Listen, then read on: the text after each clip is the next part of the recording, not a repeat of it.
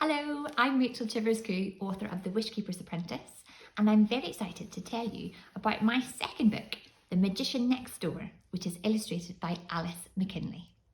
The Magician Next Door is a magical story set in the Mourne Mountains in Northern Ireland, not far from where I grew up. At the start of the book, there is a map showing the 7 wonders of the Mourne Mountains, including a fairy bridge and a very large rock belonging to a giant named Finn McCool. 9-year-old Callie and her dad have recently moved from a block of flats in London to a tiny cottage at the foot of the mountains. Callie is desperately homesick. She spent the summer holidays wallowing in her bedroom. But then one night, when Callie is struggling to sleep, she hears a huge crash outside her bedroom window. And when she opens the curtains, she discovers a 2-story house has crash-landed in her garden. The magician inside the house, Winnifred Potts, desperately needs Callie's help. Her golden Wanderdust, which powers her magical flying house, has gone missing. And Winnifred can't go out and look for it because magicians are tethered to their houses by an invisible bond. Callie and her much more adventurous neighbour, Sam, agree to help Winnifred.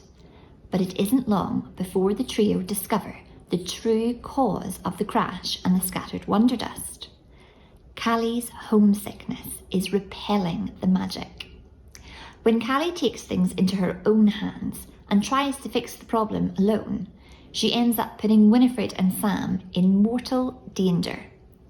Will Callie be able to save them before the mountain giants and the fairies destroy Winnifred's house forever?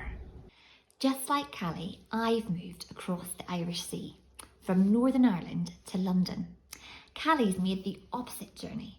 So instead of having to get used to the noise and the traffic of a city, she has to get used to the quiet and the wildness of the mountains. Ultimately, Callie discovers that home is much more than a place. And moving always opens up new adventures and friendships. I'm going to read you a page from the book. I think it's the most exciting moment from the whole story. It's very late at night, but Callie is so homesick that she can't sleep. And she's thinking about everything that she misses about London. And that's when she hears a huge crash outside her window. Boom! The cottage shook. Callie was thrown off her feet. She landed on her hands and knees on the carpet. For a moment, she thought her homesickness had floored her, like some kind of emotional tidal wave.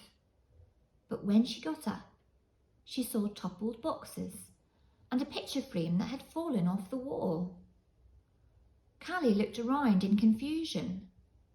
The sound had been like thunder, but thunder couldn't topple boxes. Had there been some kind of earthquake? She took a few cautious steps towards the window.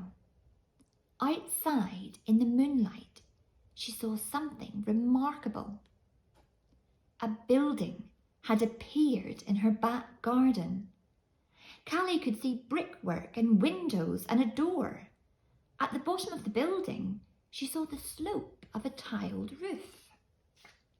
Callie gripped the window ledge in utter disbelief. There was a 2-story house, planted roof down, in the garden. How was that possible? Callie blinked a few times and opened her eyes wide. She leaned forward until her nose was pressed against the window pane. Suddenly, the upside-down door, which was level with her bedroom window, swung open to reveal a brightly lit hallway and a right way up person, a tall woman with long braided hair slung over her shoulder. She was wearing a blue top hat and a multicoloured gown. The woman caught sight of Callie, and their eyes locked for a moment. Then, with a look of panic the woman raised a hand, clicked her fingers, and was gone. She had disappeared into thin air, and the upside-down house had disappeared with her. This is a book about friendship, adventure, and the true meaning of home.